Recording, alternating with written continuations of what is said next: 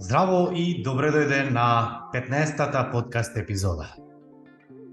Во оваа епизода ќе зборуваме за трите најголеми верувања кои што секој еден од нас ги има.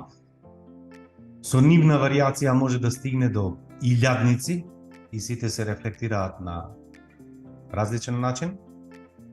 А повторно ќе кажам, длабоко сите ние, кој повеќе, кој помалку, ги носи овие три препреки, три верувања за кои што ние не сме свесни секако, а се рефлектира со недостаток на квалитетен тим, низок профит, слаба продажба, лошо управување, недостаток на финанси, едноставно низок развој на бизнисот и лош квалитет на живот едноставно. Од работа со голем број на предприемачи, кај кои што и ги забележувам и те како, значи ушиве ми звонат кога ги слушам тие верувања, затоа што долго време работам на себе и психотерапија и коучинг еден на еден, и со ментори, и ден денес учествувам и работам, па можам да ги препознам кај другите, зашто не можам сам кај себе да препознам, токму затоа одам и јас на психотерапија и на коучинзи. Затоа што некој треба да се грижи за моето ѓубре, нели, како што често знам да кажам, дека сите ние во основа носиме терет, носиме искуства, носиме образци за кои што не сме свесни и како што има чистење на подрум, на работен простор, така треба да, нели, и се грижиме и за нашето ѓубре, што всушност се собира со години. Првиот најдлабоко верување кој што не саботира за да не развиеме бизнис и живот како што сакаме, не сум доволно добар. Дури не познавам човек, без разлика на неговото образование, искуство, количина на заработени пари, број на вработени, големина на фирма, стекнат капитал, небитно. Скоро и да не постои човек кој што во одреден период од животот, а тоа е секој момент кога ќе треба да донесеме акција, односно одлука за промена, да не излезе ова на површина, само тоа што ние не чувствуваме дека јас не сум доволно добар, не вредам, нешто ме недостасува, туку тоа се рефлектира со ми треба уште нешто, само да завршам уште ова, само уште тоа, што секое одолговлекување буквално значи само тоа дека јас не сум доволно добар. И што забележувам кај учесниците често со кои што се работувам, коучинг еден на еден, групен коучинг небитно, дека кога и да треба да направат промена, ова ќе излезе на површина, јас не сум доволно добар. Например, сите ние сакаме клиенти кои што, нели, се од повисок ранг, кои што плаќаат повеќе, од кои што ќе научиме и ние повеќе, кој што ќе ни даде препорака да стигнеме на уште повисоко ниво. И тоа е нормално, нели? Но колку пати ти се случило и се случува кај се уште ден денес кај луѓе кои што ќе ги видам, договори со останок, па таа договорив, ама некако како да, или не договорив. И зошто не договорив? Па не знам, знаеш, ако го добијам да не се осрамиме, да не се избрукаме, се уште немам доверба во луѓето, па немаме поставено системи, па се уште немаме, не знам, ваква опрема, таква опрема, немаме ваков кадар, немаме таков кадар. Што тоа значи? Тоа значи само едноставно дека ние немаме доверба во себе и имаме чувство дека дека едноставно не можеме да го имаме тоа.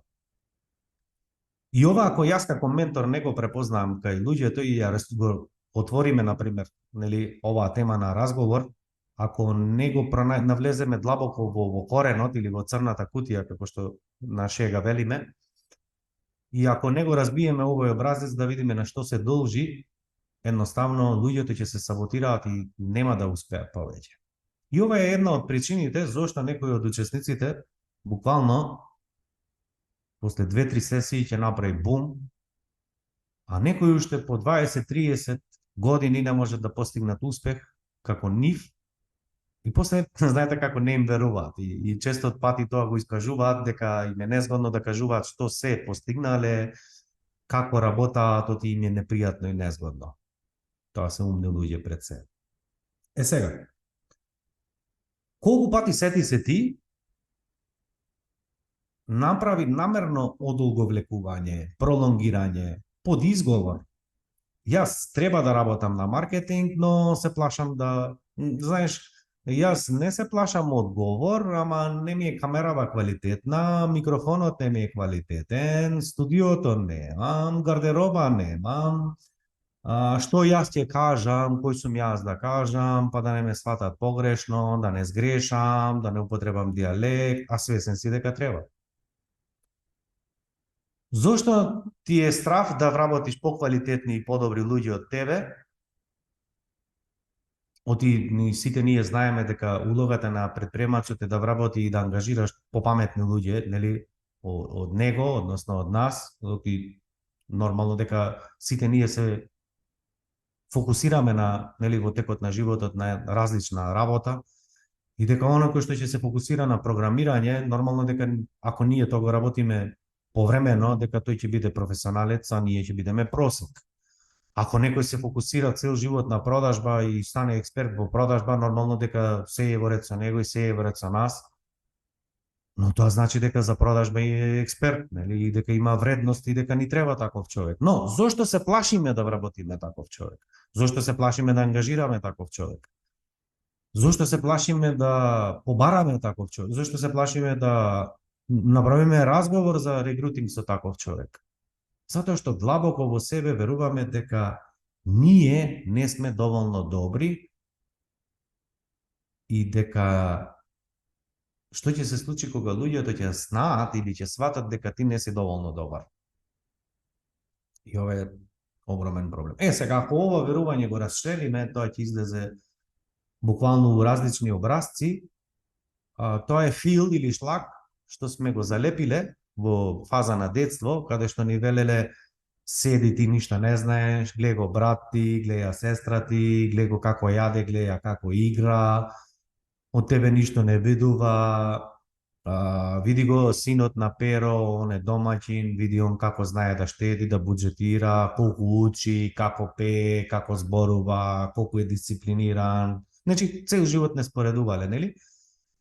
И кога ние не знаеме да разграничиме, нели, на мала возраст, зборувам за 7 или 10 годишна возраст па надолу, кога се уште немаме толку развиена свест за да, нели, едноставно помине низ филтерот наш на вредности, за да се прашаме дали едноставно тоа има вистина, нема вистина, дали на вистина ние сме такви или не сме такви, дали родителот зборува со намера да не поттикне да се промениме, дали тоа реално, нереално. Ние воопшто не размислуваме такви, туку кога и да дојде од авторитетна личност, ние тоа го прифаќаме, бунтуваме, но длабоко во срце, длабоко во себе ја прифаќаме таа реалност и викаме да, со мене нешто не е во ред, се јас нешто грешам, јас не сум доволно добар. Подоцна на училиште истото се преовлекува, кога повторно ќе не споредуваат со другите ученици како ние сме имале потенцијал, но не сме дисциплинирани, не се трудиме доволно.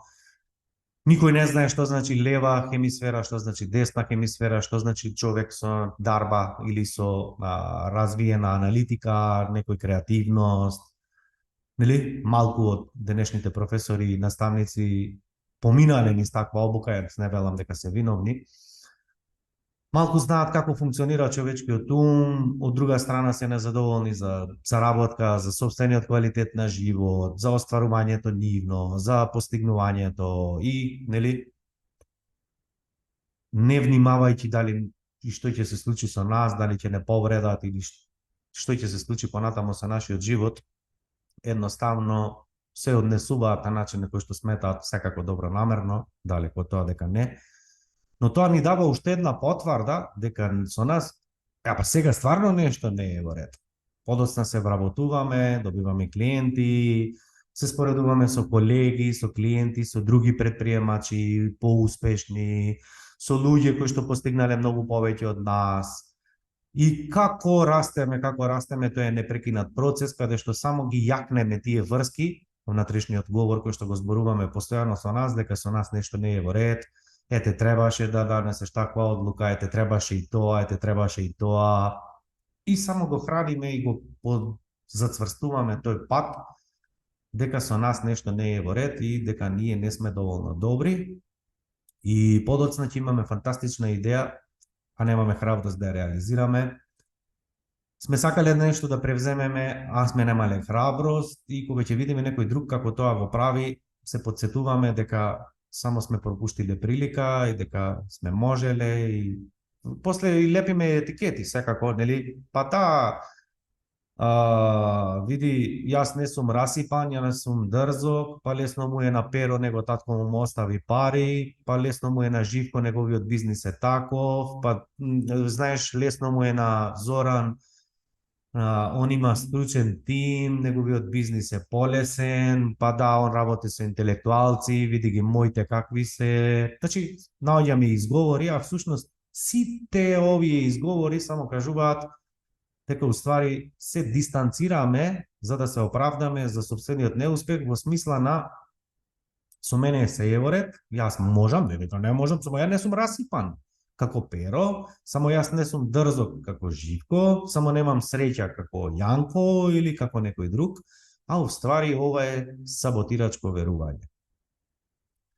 Второто кое што се случува е јас не заслужувам. И види, никој не размислува во смисла ја не заслужувам повеќе пари, јас не заслужувам повеќе бизнис, ја не заслужувам поголема компанија, никој тако не го размислува нормално. Реков ова е темел во суштина, нели? А рефлексијата е следна. Кога ќе ти дојде идеја на ум дека треба да отвориш нова гранка, ти се повлекуваш. Ќе разработиш топ план, додека го пишуваш, додека работиш, додека правиш стратегија, може термините не ти се познати, но не комплицираме, само свати она активно размислување на нештото. Ние ги добиваме буквално сите елементи, само разликата, знаеш што? Разликата е дали ние ќе превземеме акција во врска со тоа или нема. Втора работа, дали ние заслужуваме, веруваме дека сме доволно добри, заслужуваме успех? Да. И кога нема да ни успее од прва, дека не генерализираме дека сето не успеало и дека нешто не е во ред со нас, туку само да побараме кои сегменти сме ги направиле добро и донеле добар резултат, каде треба да поработиме следниот пат и следен пат бидеме уште подобри, како сите спортисти што го прават. И не велат, нели, јас не знам да играм тенис, ја не сум за никаде, туку вели не ми оди бекенд, не ми оди форкенд, не ми оди сервис, не ми оди спринтна мрежа, не знам што, нели, одредени сегменти кои што ги работат со ментори и ги подобруваат, за разлика од нив, кои што имаат, нели, ете прилика да работат активно и со ментори, предприемачите кои што немаат свој личен ментор, едноставно прават превид и никогаш нема да осознаат за уствари колку имаат се способни и колку се можат да направат, затоа што генерализираме, а во длабочина се наоѓа верувањето јас не заслужувам. Сега, зошто не заслужувам? Затоа што повторно се должи исто на одраснувањето како деца.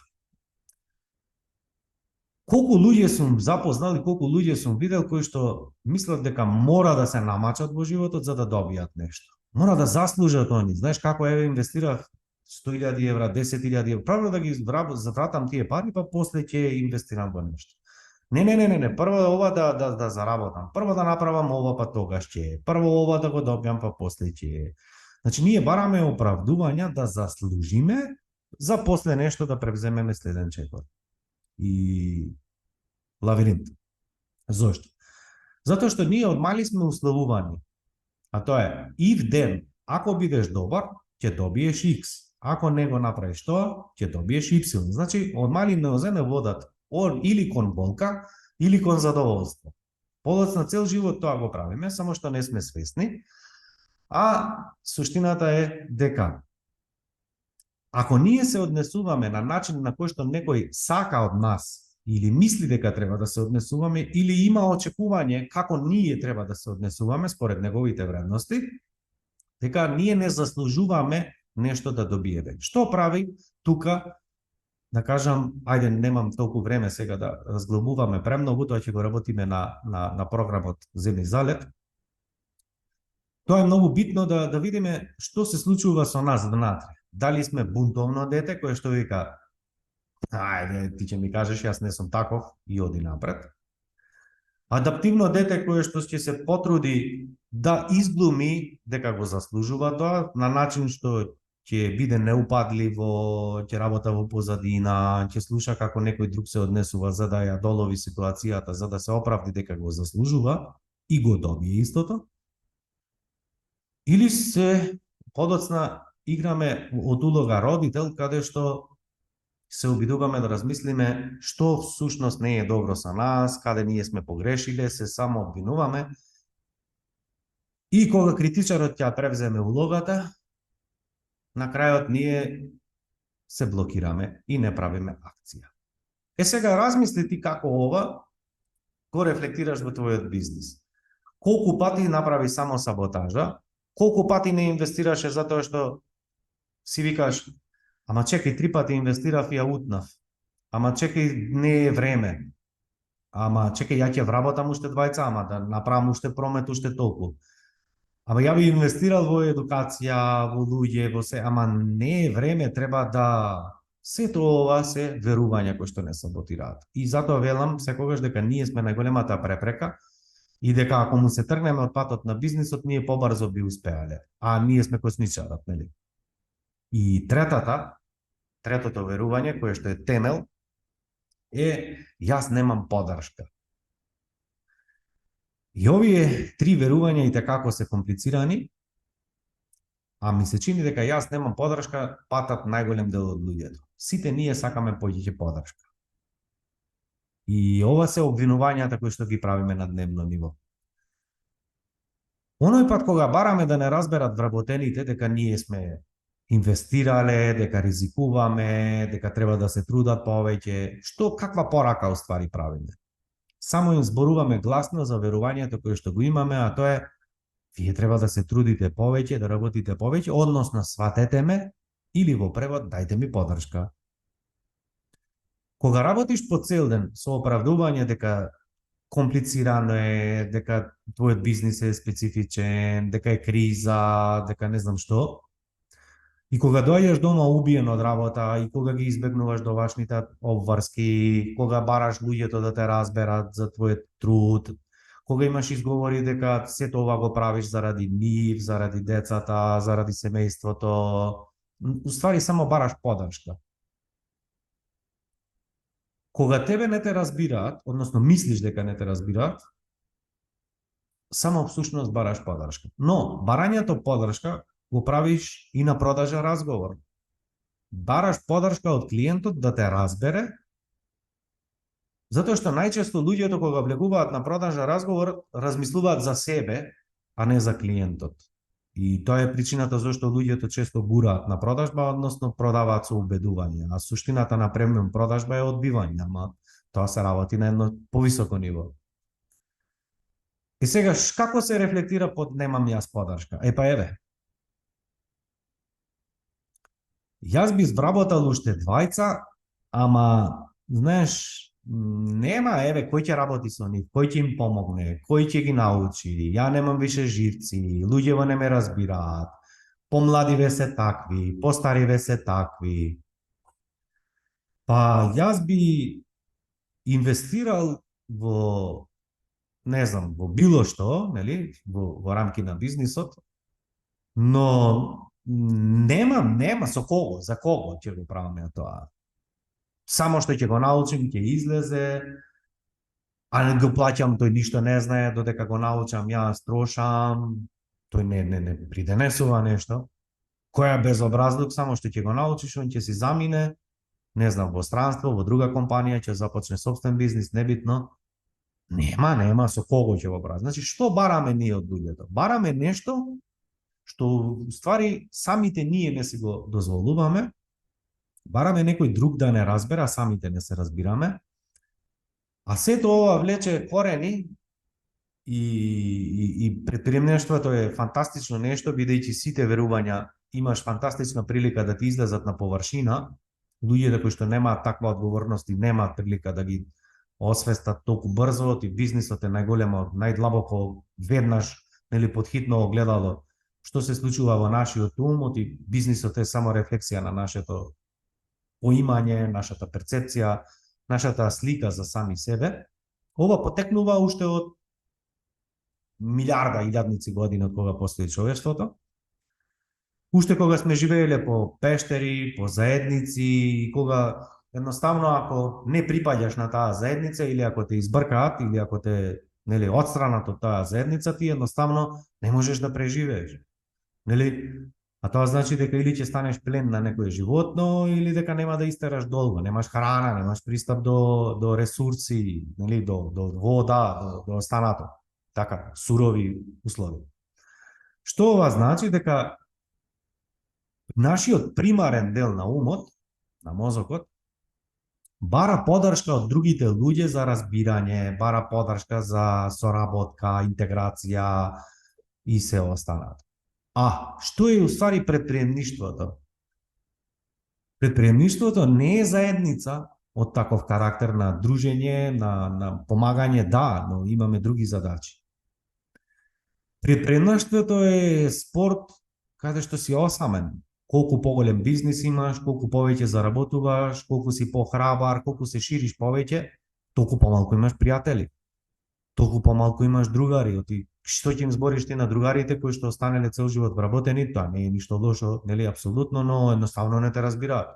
Ти збориш за ризици, за сделки, внимаваш што ќе кажеш, со тек на време се повлекуваш, не збориш, не разговараш, нити те разбира некој, нити сметаш дека треба да збориш. Имаш клиенти кои што едноставно не сакаш да ги оговараш, имаш предизвици со кои што се соочуваш, немаш со кого да споделиш, немаш со кого да се објасниш, никој тебе не те сваќа, нити дома, нити луѓето, нити семејство, никој не те разбира. Од друга страна сите знаат, нели, кој е твој проблем и како треба да го решиш, и сите знаат да бидат паметни, но ете, нели, со тебе нешто не е во ред, чудок, изрод си у фамилија. И со тек на време, колку повеќе си во предприемништво, толку повеќе си осамен. И добре дојде во осамените. И сега каде е проблемот? Па, што прават децата кога ги критикуваш? Што прават жените поготово? Ние машките сме во свој свет. И затоа велам јас дека жените се секогаш подобри предприемачи од мажите, но небитно. Жените кога имаат проблем, 100 пати ќе разговараат со пријателки, со другарки на телефони, на кафиња, небитно да го искажат, да ја извадат таа негативна емоција. Децата кога не се согласуваат со нешто, бунтуваат, ќе зборат, ќе се мрштат, ќе се нервираат. А што се случува со нас, возрастните? Немаме со кого да споделиме, внимаваме што ќе кажеме и како ќе кажеме, оти сме се изгореле, 100 пати не прекажале, 100 пати не злоупотребиле, нели? И што правиме сега? Проблем.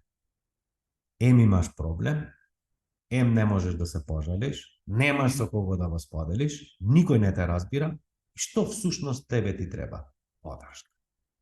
А како ја рефлектираш? Така ја рефлектираш што се осамоставуваш, и секој е различно. Некој ќе се фокусира на спорт, некој ќе се фокусира по цел ден на работа, некој ќе се фокусира да биде зафатен и секој во свој свет, и токму е затоа битно да работиме на себе, токму е затоа битно да работиме во група која што не разбира, и токму и поентата ова е на мастермајнд групите кои што ги правам, или еве овој тренинг Земи залет, каде што не само што ги расчистуваме овие верувања, туку и добиваш подршка од заедница која што те разбира, која што сте на исти, делите исти или слични проблеми. Па некогаш твојот проблем за кој што ти е незгодно да поставиш прашање, ќе постави некој пред тебе, па ќе научиш ти нешто. Кога ти ќе поставиш прашање, не само што ти добиваш увид и учиш, туку слуша и некој друг на кој што му било незгодно или мислел дека не е време да го постави тоа прашање. И ова е поентата на мастермайндот. Не дека јас сум најпаметен, јас сум имам искуство и во консалтинг, и во теорија, и фала Богу, но мојата пред се улога во обуките е модератор, зборам за сесиите во живо, токму да внимавам кој зборува, да не ги повреди, да ги наведам, да го организирам сето тоа да биде поучно, да сватиме што сме заклучиле, да видиме кои верувања ни се кријат. И ова е магијата кога за време на разговор, кога некој поставува прашање, уште само додека го поставува прашањето, знам кое верување се крие во позадина. И кога ќе почнеме да го лупиме, нели, кромидот, слој по слој, слој по слој, слој по слој, се додека не дојдеме до самата срцевина, да видиме кој од овие три верувања се крие, кога ќе го расчистиме било кое едно верување, а може би и повеќе, буквално се добива трансформација на тој човек и наредниот пат, а тоа се случува уште истиот ден, уште утредента, уште првата недела, да донесе одлуки кои што и онака претходно ги носел, но не ги исполнил, нецелосно, делумно, немал храброст. Значи, уствари ние не измислуваме ништо ново. Уствари сето тоа тлеело, само требало да излезе на површина. И кога ќе соберат храброст овој пат, немаат верувања, сваќаат дека само нашата подсвест игра со нас, сваќаат дека тие верувања, тие зборови, тој натрешен говор, дека нема врска со оваа реалност сега, што е, дека сето тоа е нормално, дека не е ништо лошо. И тогаш прочистени од вакви верувања буквално носат храбри одлуки и нормално дека ќе добијат и резултати. Ова е суштината на програмот Земји Залет. Да видиме кои верувања се кријат. И токму затоа има 3 модули. Мене ми е лесно да начукам 100 модули, не знам, илјадници видеа материјали, но види, ако се учело од видеа и ако се учело од книга, денес сите ќе беа умни и учени, не дека книгите и видеата се лоши или дека не се зборува вистина, апсолутно е супер, но не е доволно. Оти книгата не може да ти даде фидбек, книгата не може да препознае кое верување го имаш, книгата не може да препознае која потреба ја задоволуваш. Книгата не може да свати дека ти уствари не носиш одлука затоа што се плашиш од сопругата или сопругот. Книгата не може да дознае зошто не носиш одлука да го отпуштиш вработениот зашто се плашиш да вработаш друг, затоа што мислиш дека нема луѓе. Книгата не може да ти даде фидбек дека не можеш дека се плашиш да ги подигнеш цените затоа што мислиш дека ќе ги те откачат клиентите кои што ги имаш, а уствари се крие сосема нешто друго. Книгата не може да ти даде фидбек дека ти треба да вработиш повеќе луѓе, дека имаш можност, дека треба да изградиш системи, дека тоа што мислиш дека ти е проблем всушност не е проблем, туку ти е верувања, а проблемот се крие на друго место. Книгата не може да ти даде увид дека бараш проблем кај што не постои. Токму тоа може да ти го даде ментор, поготово кога ќе слушнеш некој од учесниците како исто размислувал на тој проблем, а сме го расчистиле или он искуствено го расчистил, па ќе те охрабри. Кога ти ќе кажеш нешто во минатото, а други ги охрабриш, тука е магијата. И токму затоа имаме 3 модули во кои што првиот работиме на мајндсет, односно правиме анализа буквално нели на сите твои искуства последните години, а фокусот на последните 6 месеци, да видиме кога си донел одлука, како си носел одлука, што си размислувал, кои верувања си ги имал, кои се твоите метаобразци, од што си се плашел, која потреба си задоволувал, зошто си реагирал така што си реагирал, зошто не си реагирал, како што си требал да реагираш. Како си бил, нели, во која емотивна состојба си бил кога си донел одлука која што резултирало со плод, а кога не. И токму таму се твоите скриени ресурси, затоа што, види, сите ние сме различни, задоволуваме различни потреби, решаваме различни решенија во животот, бараме, трагаме по различни одговори, нели? И токму ова е моментот каде што правиш трајна трансформација. Следниот модул е продуктивност, нели?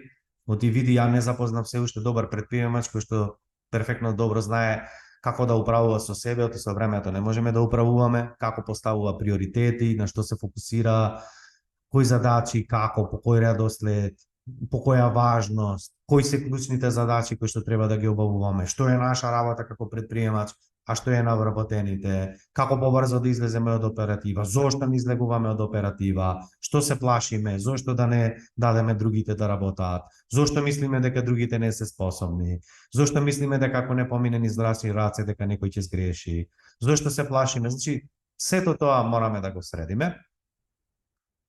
Подоцна го планираме денот не како што велат луѓе, не како што ќе прочиташ од книга, не како што некој ќе ти препорача, туку во согласност со твоите вредности, со твоите ставови. Оти види, има човек кој што сака да работи на сабајле, некој сака навечер, некој е рано буден, некој сака да поспие, некој е продуктивен во 12, некој во 2, некој не знам што, не е битно, нели? И поентата е кога ние се трудиме да бидеме нешто што не сме и ќе поставиме задачи затоа што некој ни препорачал или сме слушнале. Првата асоциација кога нема да ги направиме задачите кои што сме ги размислувале дека треба и сме дале ветување, подоцна кога гледаме дека ништо не сме исполниле, првото нешто што ни се јавува е верувањето ја не сум доволно добар. Ете нешто не е во ред со мене, како другите можат, јас не можам да станам. Зошто некој завршува 5 задачи, јас не можам 5. Како тоа некој да се фокусира на оператива, на излез од оператива, а јас не можам. Како некој да постигне вакви такви задачи, а јас не. Како Перо вика дека работи 10 часа неделно, а јас 10 часа у денот не ми стига. Значи сето тоа се верувања за кои што зборував претходно и кога ќе ги поврзаме едниот и другиот, а применуваш и задачи и токму конкретно гледаме што се случува, нели? И третиот дел, а тоа е буквално имплементација, односно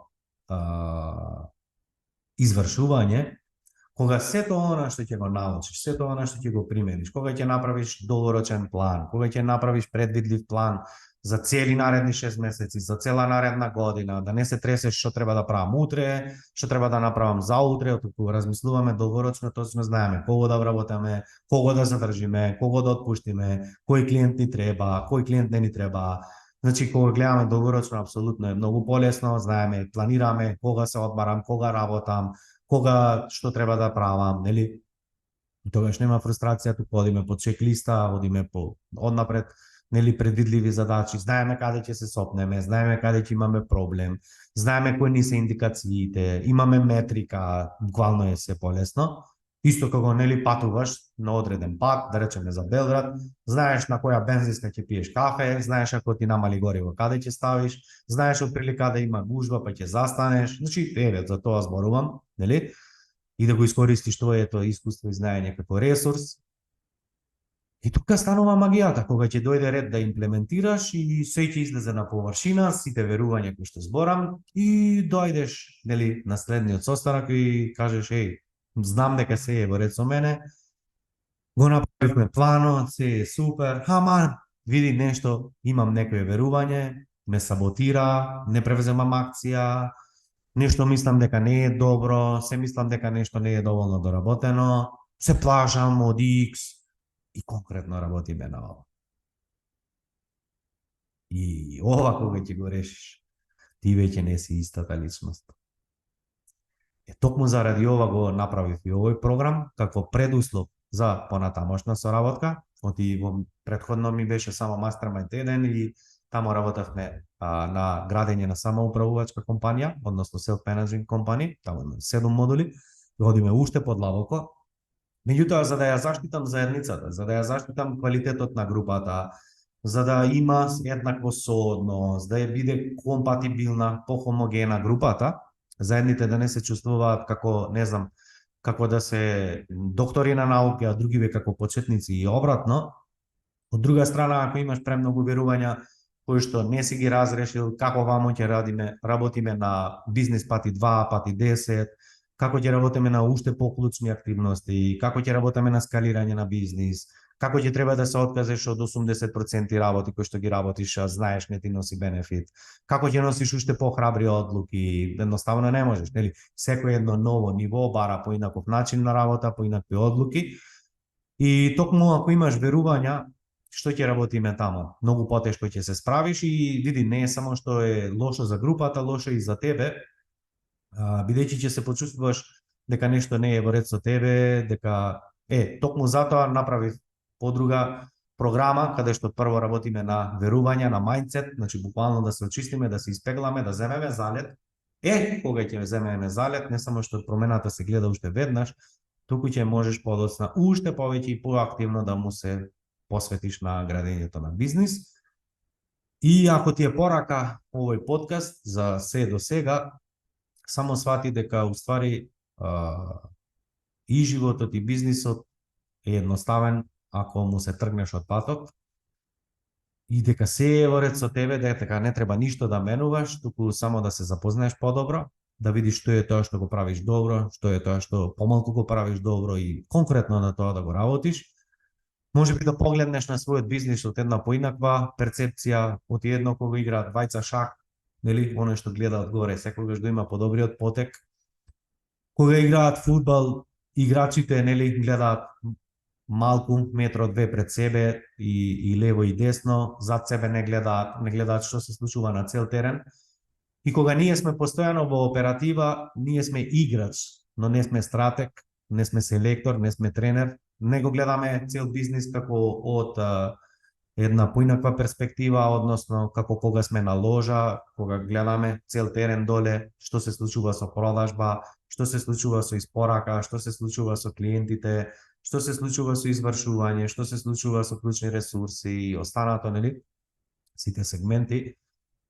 И едноставно кога ние сме нон-стоп и постојано во оператива, гледаме метро пред нас, лево, десно околу нас, гасиме пожари, трчаме, работиме нешто, нели, де сме на гол, де сме на одбрана, де сме лево крило, де сме десно крило, но сме далеко од стратег, но сме далеко од предприемач и повторно ќе кажам по 100 пат дека улогата твоја како прв човек и како предприемач не е оператива, туку оператива е за твоите вработени, тоа не значи дека не треба воопшто да се бавиш, туку да го организираш бизнисот да функционира перфектно, па подоцна ако ти имаш желба да се бавиш со тоа примарно што си го започнал својот бизнис, тогаш бави се. И ова е причината зошто ние едноставно не излегуваме од оператива, затоа што бараме поддршка, не излегуваме од оператива затоа што мислиме дека не сме доволно добри, не излегуваме од оператива затоа што едноставно не веруваме дека може и поинаку, а сето тоа се должи на нашите верувања и тоа е тоа. Се надевам дека ти послужи ова подкаст епизода. Доколку сакаш, се уште има време да се пријавиш на новиот циклус на онлайн бизнис програмот Земи залет и да се уште има време за 2023 да ти биде фантастично, ова второ полувреме, 2024 биде уште подобра. Пријави се на време и се гледаме, се слушаме во следна прилика. Ти благодарам што одвои време да ме слушаш на овој подкаст.